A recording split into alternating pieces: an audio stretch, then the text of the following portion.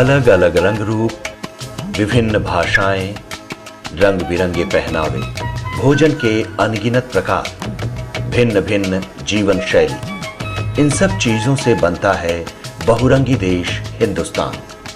दुनिया के भीतर की एक खूबसूरत दुनिया, जितनी विस्तृत पौराणिकता उतनी ही गहरी ऐतिहासिकता, और ये दोनों मिलकर भारत को बनाते हैं एक शानदार पर्यटन केंद्र।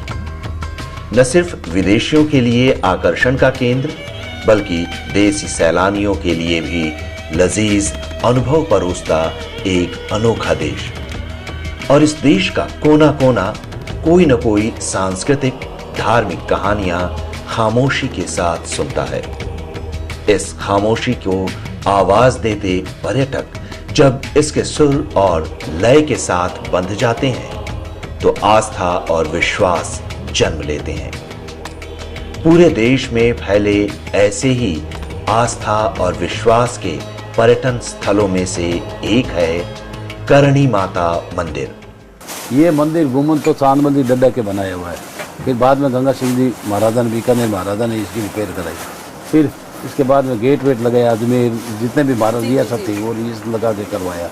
ये मंदिर तो बहुत बाद में बना, लेकिन अंदर में खाली गुफा थी, वो 600 साल पुराना माता जी के हाथ से बनाई हुई है, जाल की लकड़ी से। मगर मंदिर के भी दो भाग हैं, एक बाहरी भाग और दूसरा आंतरिक भाग। आंतरिक भाग के निर्माण की जिम्मेदारी करणी माता ने खुद ही अपने हाथ में ली थी। कहा तो यहां तक जाता है कि उन्होंने खुद ही इसके शिल्प का निर्माण भी किया था। अंदर का जो मेन मंदिर है करणी माता का, वो मंदिर मतलब करणी जी ने अपने हाथों से एक पत्थर के ऊपर एक पत्थर रख के, कोई भी मतलब सीमेंट है, चूना है, बजरी है, कुछ भी नहीं लगाया, एक के ऊपर एक रख करके ये करणी जी ने अपने हाथों से, जो अंदर का मंदिर है वो करणी जी ने हाथों से बनाया है। और यहाँ पर करणी जी ने 151 साल तक मतलब जिंदा रह करके शरीर माला फेरी थी यहाँ पे। ये मंदिर उसी स्थान पर बना है जो करणी माता की कर्मस्थली रहा है। राजस्थान के बीकानेर स्थित करणी माता का मंदिर। यह मंदिर चारणों के लिए विशेष रूप से आस्था का केंद्र है। चारण सही मायने में ऐतिहासिक भी हैं और पौराणिक भी, लिहाजा धार्मिक भी हैं। चारणों का वर्णन महाभारत में भी मिलता है। चारणों की पौराणिकता को स्पष्ट करते हुए एक कहानी रामायण में भी है। वाल्मीकि रामायण में इस बात का जिक्र है कि जब लंका नगरी जलने लगी तो हनुमान इस भय से परेशान हो गए कि माता सीता तो कहीं नहीं जल गई। तब इस शंका का निवारण चारणों ने ही किया। गीता में भी इन चारणों का खूब उल्लेख मिलता है। करणी माता जी स्वाप में जन्मे थे, मेयो जी की बेटी थी। यहाँ आके इनकी देपा जी के साथ में शादी हुई। फिर वो अपना गांव छोड़ के, पानी की किल्लत थी, गाय भैंसा चरने के लिए घास की किल्लत थी, तब ये आ गया। ये ओरण था, पहले घुड़साल था, ये घुड़साल पूरा घुड़साल था। ये एरिया जितना भी देशनों का एरिया है वहाँ गोचर भूमि थी। माता जी अपने साथ में गायें लेके आई। नेड़ी जी मंदिर में पहले प्रस्थान किया, वहीं रहे वो। नेड़ी जी के अंदर में वही गायें दूती थी, वही दूध जमा के फिर बिलौना करती थी। वहाँ से फिर वहाँ पत्थर पड़े हुए हैं, वो पत्थर यहाँ ला के, जाल के पत्थर पूरी बोटी के अंदर में गुफा बनाई हुई, फिर यहाँ आके तपस्या की। करणी माता जिस चारण जाति के यहाँ पैदा हुई, वहाँ शक्ति के अवतार की मान्यता सदियों से परंपरा के रूप में चली आ रही है। कई देवियों के अवतार की कड़ी में करणी माता के अवतार की कहानी भी शामिल है। कभी विधुबाई कहलाने वाली कन्या किस तरह करणी माता के रूप में लोगों को राह दिखाने लगी। करणी माता का ओरिजिनल नाम था रिद्धुबाई, और फिर बार बार चमत्कार, करणी जी ने बहुत ज्यादा चमत्कार किए तो इनका नाम करणी माता हो गया इसके अंदर। पर्यटकों के लिए ये कहानी एक परा भौतिकी जगत की एक अनोखी कल्पना लोक की सैर कराने वाली है। लेकिन यहाँ जगह जगह पर अटखेलियां करते चूहे पर्यटकों के लिए खास हैं। सैलानी दूर दूर से इन्हीं चूहों को देखने के लिए यहाँ का सैर करते हैं। मगर चारणों के लिए ये चूहे महज चूहे नहीं, कुछ और हैं। माता जी का छोटा लड़का गुजरा तो धर्मराज ऊपर से आके इनकी विधि का विधान चेंज किया। आज तक विधि का विधान चेंज नहीं हुआ कभी भी, लेकिन माता जी के कारण माता जी बोली कि हमारे जितने भी संतान है ऊपर नहीं आएगी, नीचे ही रहेगी, हमारे मंदिर हमारे चरणों के बगल में ही रहेगी। ये मरेंगे तो वो वहाँ पैदा हो जाएंगे, वो मरेंगे तो काबा बन जाएगा, ऊपर कोई नहीं जाएगा, ऊपर कुछ नहीं, स्वर्ग नरक है वो माता जी के मंदिर में। चारण जातियों में मान्यता है कि इनके यहाँ किसी की मृत्यु नहीं होती, सिर्फ रूपांतरण होता है। जिन मनुष्यों की देह छूट जाती है वह काबा बन जाता है और जिन काबों की मृत्यु हो जाती है वो फिर से चारण जाति में मनुष्य के रूप में जन्म लेता है। रूपांतरण की यह प्रक्रिया लगातार चलती रहती है, ठीक उसी तरह जिस तरह आधुनिक विज्ञान कहता है कि ऊर्जा कभी नष्ट नहीं होती, उसका सिर्फ रूपांतरण होता है। करणी माता के 4 वंश 4 पुत्र थे, उस चारों में से सबसे छोटा बच्चा था, उसका नाम था लाखन जी। और उनका यहाँ से 40 किलोमीटर दूर कोलायत गांव है, वहाँ मतलब डूब करके खत्म हो गए, स्वर्गवास हो गए। तो करणी जी अपने पुत्र को लेने के लिए स्वर्गलोक चले गए। स्वर्गलोक से जब लेके वापस करणी जी यहाँ पहुँच रहे थे तब करणी जी ने अपने श्रीमुख से कहा था, अपनी जुबान से कहा था कि अब आज के बाद जो मेरा वंशज है वो मैं अपने पास ही रखूंगी, ये काबा बना के। इस चूहों का ओरिजिनल नाम है काबा और काबे की फुल फॉर्म होती है छोटा बच्चा करणी बेटा। इन काबों को देखकर सहज ही मन में बात उठती है कि इन काबों की संख्या कितनी है, मगर कोई नहीं जानता कि इस काबे की संख्या क्या है। करणी माता के भक्त और यहाँ के पुजारी भी इस बात पर जोर देते हैं कि इनकी संख्या बता पाना किसी के बूते की बात नहीं। यहाँ पर लगभग कितने चूहे होंगे? ये गिनती लगभग कितने होंगे? मोर देन असंख्य। आप 10 साल से जब आप मोर देन असंख्य, इनका काउंटिंग हो सकता है कि ये तो गॉड गिफ्ट है, जब ये आप देवी आए बैठी है, इनको मालूम है, ये अगर बता सकता है तो बता सकता है, मैं तो नहीं बता सकता। नहीं, मैं ये पूछ रही हूँ कि जब आप आए थे तब और आज क्या मैं बहुत तो ज्यादा आज बढ़ तक गए ही हैं? ऐसा ही देखा है, कभी मैं तो कम होते देखा ही नहीं है। अच्छा। इन काबों का सम्मान भी किसी सम्मानित मनुष्य से कम नहीं है। यही कारण है कि इन काबों के साथ व्यवहार करते हुए सभी पर्यटक सावधानी बरतते हैं, क्योंकि काबे सिर्फ चूहे नहीं बल्कि करणी माता के रिश्तेदार भी हैं और रिश्तेदारों की खातिर उतनी ही होनी चाहिए जितनी की सामाजिक स्वीकार्यता है। जैसे हम चारण हैं, चारणों की यहाँ मृत्यु होती है तो मंदिर में यही काबा बनते हैं। काबा यहाँ काबे की अगर डेथ होती है तो यहीं वापस देशनोक में चारण जाति के घर देपावत परिवार में जन्म ले लेते हैं वापस। यही हमारी प्रोसेसिंग है। हम करणी जी के रियल परिवार के हैं और रिश्ते में हमारे दादी माँ लगते हैं करणी जी। काबे के साथ किसी भी तरह की छेड़छाड़ की यहाँ इजाजत नहीं है। आश्चर्य की बात है कि यहाँ दूसरे जीव जंतु ठहर नहीं पाते हैं। बिल्ली और बाहर के कोई भी छोटे मोटे जीव जंतु नहीं पहुँच सकते यहाँ। और बाहर के चूहे अगर अंदर आते हैं क्या? बाहर के नहीं आते, यहीं पे घूमते हैं। ये अंदर के ही चूहे हैं? अंदर के अंदर ही घूमते हैं। इनकी सीमा लास्ट मेन गेट है बाहर वाला। अगर किसी जीव जंतु ने यहाँ आने की हिम्मत दिखाई तो वहां से बचकर नहीं जा पाते। चूहे का शिकार करने वाली बिल्ली और सांप भी यहाँ नहीं फटकते। अगर उन्होंने हिमाकत दिखाई भी तो इन काबों के बीच मारे जाते हैं। बाहर से आप कोई भी चूहा लेके आओगे तो बाहर के चूहे को ये मार के खा जाएंगे और यहाँ सांप भी अगर रहता है सांप को भी ये मार देंगे। और जो इंसान शौक पूरा करते हैं वो सारे शौक ये पूरा करते हैं। ये वाइन भी पीते हैं, कचौड़ी भी खाते हैं, जो लाइक करते हैं खाने पीने के लिए सारी चीज ये लाइक करते हैं। यहाँ की मान्यता और यहाँ के काबे दोनों पर्यटकों के लिए आकर्षण की बात है। कुछ लोग धार्मिक मान्यताओं के साथ आते हैं और कुछ लोगों को काबों की मशहूरियत यहाँ तक खींच लाती है। और यहाँ इंसान मतलब 2 तरीके से इंसान आता है। एक तो घूमने के चक्कर में, ये कलाकृति देखने के चक्कर में आता है, और एक इंसान अगर अपनी हार्टली मन्नत लेके यहाँ आता है तो उसकी 1,00,000% यहाँ मन्नत पूरी होती है। और यहाँ काल्पनिक कुछ नहीं है, जो है वो बिल्कुल हकीकत है। हकीकत के अलावा कुछ नहीं है यहाँ। कहते हैं भगवान की अगर देर है अंधेर नहीं है, लेकिन यहाँ ना तो देर है ना अंधेर है। टिट फॉर टेट जल्दी होता है, ऑन स्पॉट होता है यहाँ। करणी माता की कृपा की कथाएं यहाँ खूब कहीं सुनी जाती हैं। ऐसी कहानियां सुन सुनकर परेशानियों से दो चार होते लोग यहाँ का रुख करते हैं और पुजारी के मुताबिक यहाँ आने वाले याचक कभी खाली हाथ नहीं लौटते। और आप यहाँ एप्लीकेशन लगा दो सच्चे मन से, भाव होना चाहिए, शुद्ध भाव लेके एप्लीकेशन लगा दो, शाम को एप्लीकेशन स्वीकृत है, लगा के देख लेना आप तय। व्यवस्थापक के पास भी ऐसी कहानियों का खजाना है जो यह साबित करने का प्रयास करती हैं कि करणी माता का गुहार लगाने वाले रोगी यहाँ से स्वस्थ होकर जाते हैं। याचना करने वालों की झोलियां यहाँ से भर कर जाती हैं। और अभी 1 महीने पहले की बात है, वो लेडी अपने पैरों से मतलब लेके आए उसको हाथों में, और वो अपने पैरों से चल के दर्शन किया करने लगी। 1 महीने यहाँ रुकी।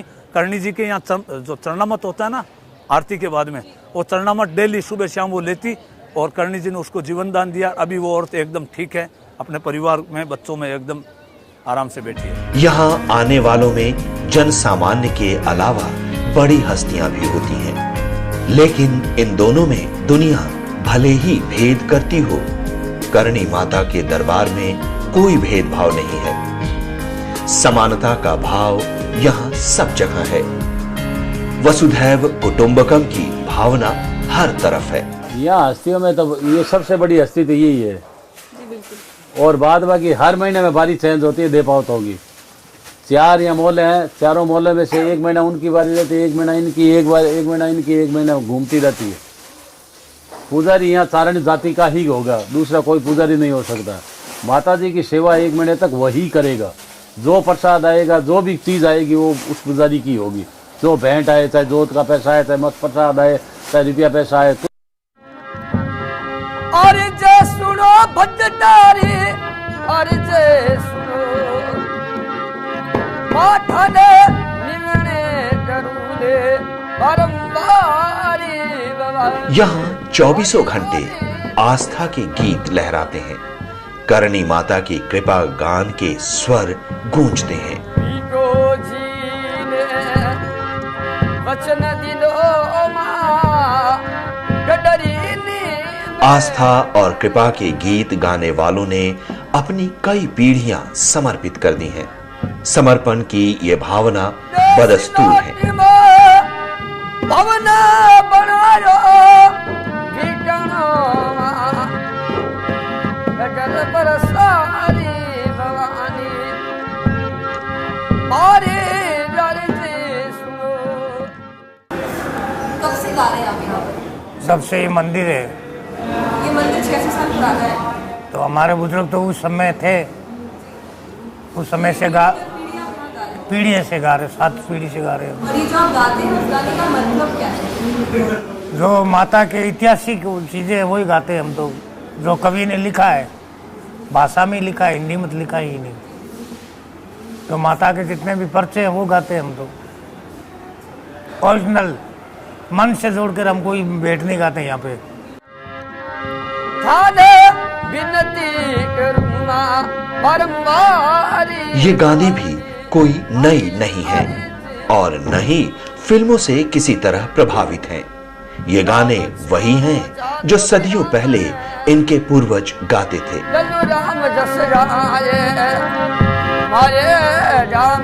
कभी कभी नएपन को भी अपनी जगह मिलती है, मगर शब्दों के संस्कार से कोई समझौता नहीं। गायन शैली पर किसी नई शैली का असर नहीं। आती जोड़े करूं बिनती, भजतारी कर दे अब सारी भवानी हरी हरी जी। हमारा गाना बजाना तो वही है जो सदियों से पुराना जो लिखा हुआ, जो चारण हमें कवि होता है उन वो लिख के देते माता के बारे में, या ऐतिहासिक ओरिजिनल रियलिटी माता ने कहाँ पर्चा दिया उस हिसाब से बनती है। इन स्वरों के बीच नवरात्र की यहाँ धूम रहती है।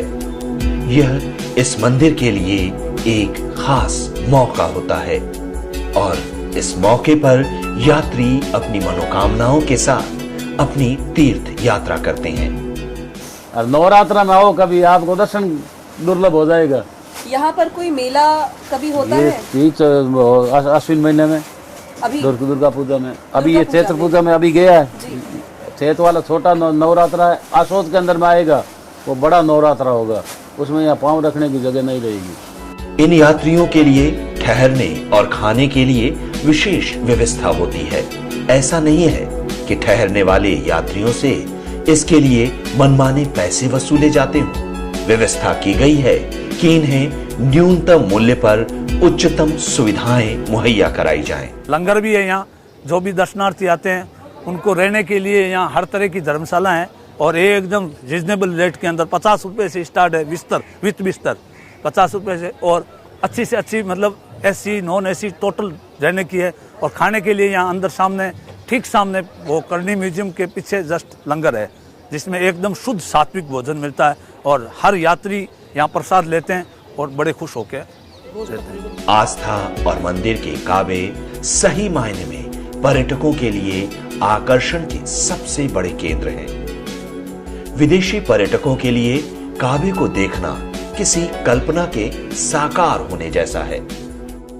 So how did you come to know about the place? We know about the place in internet, looking online for the temple that are in Bikaner and the Rajasthan in general. So you're covering whole Rajasthan right now? Yes, we did a little tour of Rajasthan just a few days, and this is our last days in Rajasthan. How is your experience after seeing so many rats in a temple? I don't know yet. It's strange but better that I imagine by the photos and other. Do you know the story behind these rats? No, we don't know. no. Well, I know that there are some holy rats and some not holy rats. समृद्ध पृष्ठभूमि से आने वाले यात्रियों के लिए करणी माता मंदिर से कुछ किलोमीटर की दूरी पर ठहरने और खाने पीने की शानदार व्यवस्था है। एक साथ उन्हें परंपरा और आधुनिकता दोनों के मिलन के एहसास की सुंदर व्यवस्था है। कैंप में सफारी का भी इंतजाम है। हॉर्स सफारी और कैमल सफारी, डेजर्ट सफारी के साथ सही मायने में यह एक ऑर्गेनिक टूरिज्म है। हम लोग यहाँ पे basically desert safari, camel safari, horse safari and jeep safari ये चीज़ें अरेंज कराते हैं। And from this we want to provide the guest some unique we can say chances of enjoying the nature and it's basically we work on eco and organic tourism. We will very keen about the nature. We didn't want to disturb the nature actually, and उस चीज को ध्यान में रखते हुए हम लोग इसको रन कर रहे हैं। यहाँ पर्यटकों की सुविधाओं का खास ख्याल रखा गया है। ये सुविधाएं सफारी के रूप में भी है और आवास के पारंपरिक तौर तरीकों के रूप में भी, लेकिन इन दोनों के बीच स्थानीय स्वरों में संगीत भी अपनी तरह से इनका खूब मनोरंजन करता है।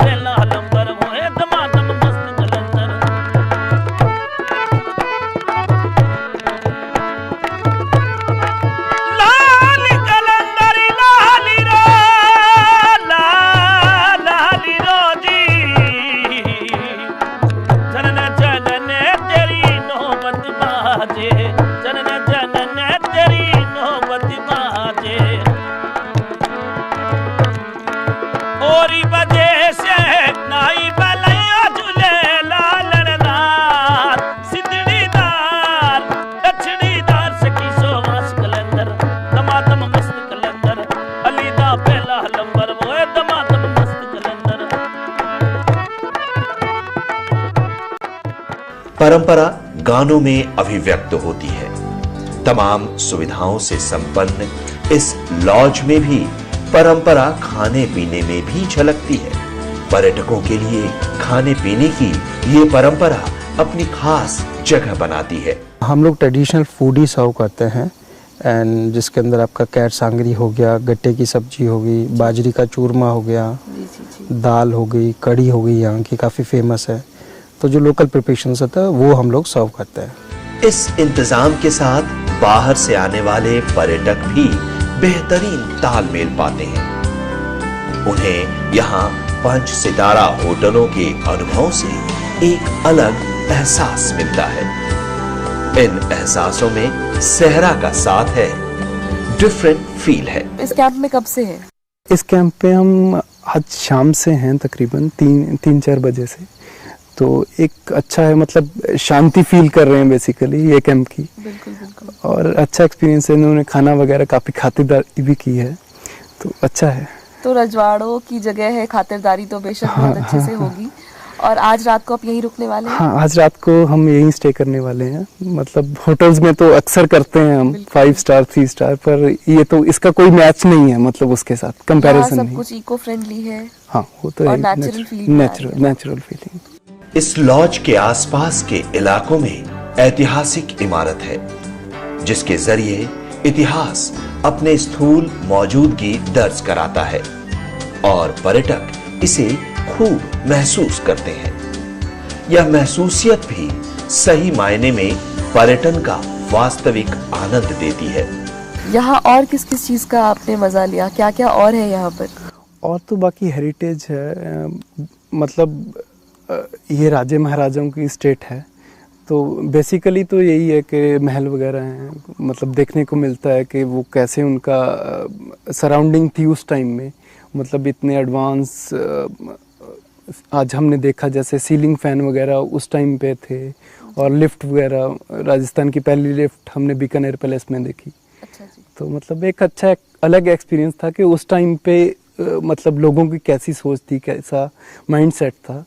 मतलब आर्किटेक्ट का देखा, यूरोपियन आर्किटेक्ट और भारतीय आर्किटेक्ट का मिक्सचर। पर्यटकों की यही महसूसियत यहाँ के लोक संगीत में भी गूंजती है।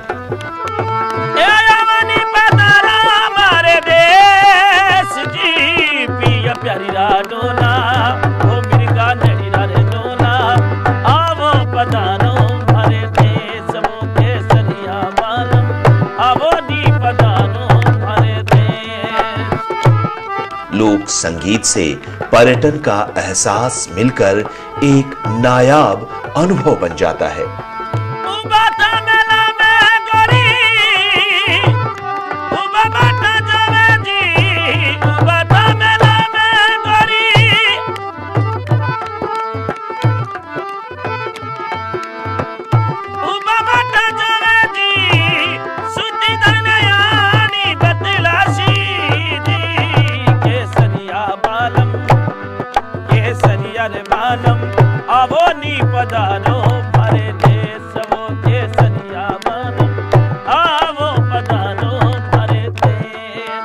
करणी माता मंदिर और आसपास की ऐतिहासिक इमारतें, दूर दूर तक रेत ही रेत और मरुभूमि से पैदा होता सन्नाटे का एहसास, यह सब मिलकर पर्यटकों में अनुभूति की ऐसी लहर पैदा करती है जो इन पर्यटकों के जरिए देश के दूर दराज इलाकों तक चर्चा की तरंगे पैदा करती है। और यही तरंग अपने साथ पर्यटकों की एक नई कतार बनाती है, नया संसार रच देती है। कई खासियतों के साथ इन्हीं रचते संसार का नाम है बीकानेर और यहाँ के पर्यटन स्थल यानी आस्था और रोमांच का मिलन स्थल। केसरिया बालम आवो पधारो भरे देश वो केसरिया बालम आवो नी पधारो भरे देश।